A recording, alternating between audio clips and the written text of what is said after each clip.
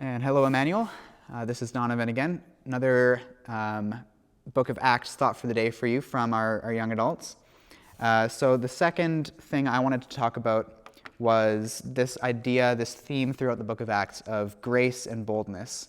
A lot of the times you'll see someone pointed out, like Stephen in chapter 6 and 7, that he's full of grace and boldness and faith and those kinds of things. And it comes up a lot. In chapter 3, I'm not going to read the whole thing because it's quite long. Peter and John go to the temple and they heal a man who's been paralyzed for 40 years. And they have the opportunity to deliver this awesome sermon to the chief priests and those people that are in that place. And a lot of people believe.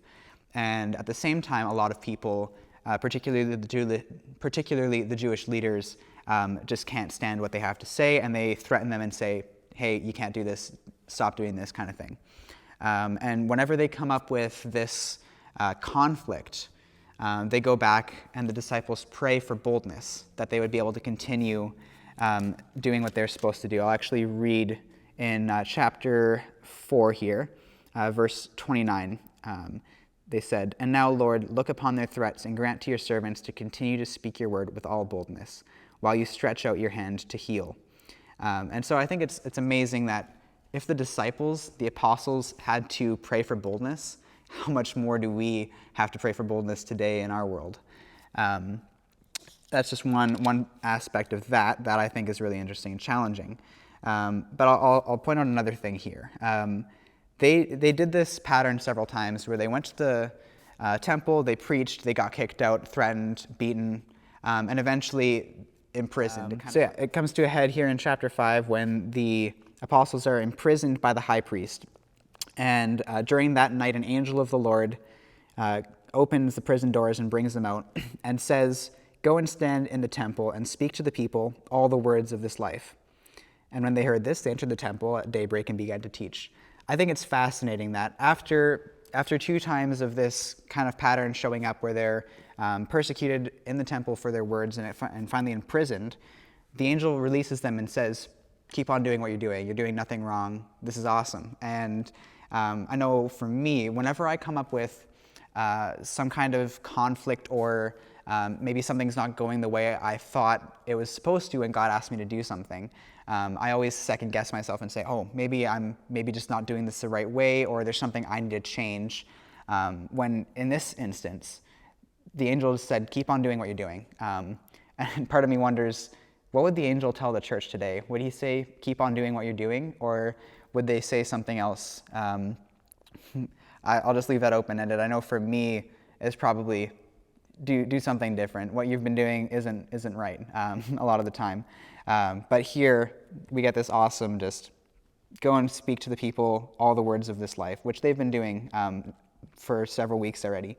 And so just that idea that if we're following God and we come up with resistance, that doesn't always mean that God is displeased with us. In fact, it could mean that we're right in the middle of his favor. We actually see that with Stephen as well. He's delivering this amazing sermon to the chief priests and even the high priest himself, and they drag him out and they kill him. And it's hard for us to hear that the servant of Jesus, who's just marked by grace and boldness again, as it says in chapter 6 there when it's introducing Stephen, the fact that he's killed, it doesn't mean that God is displeased with him. In fact, he's fully approved in that moment. He looks and sees Jesus himself standing by the throne as they're stoning him to death, and he reflects Jesus in how he dies.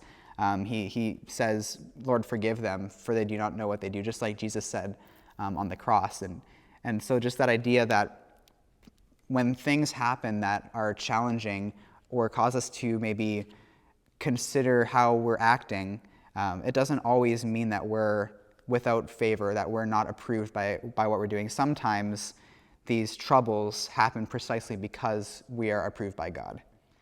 So let me just pray as we conclude that thought there. God, if the disciples had to pray for boldness, I think it's fitting that we also pray for that. So I just pray for myself, my own heart, and on our young adults, but most importantly, just the whole church, God.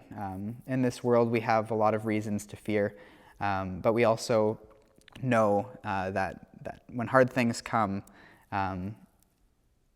it just means that we have to be all the more bold to do the purposes that you've set out for us, to do the things that you've asked us to do. So I pray for boldness, and I pray for the grace to live in this world just marked by you, that is evident to everyone that we come across, that we are servants of you, God. I pray this in your name. Amen.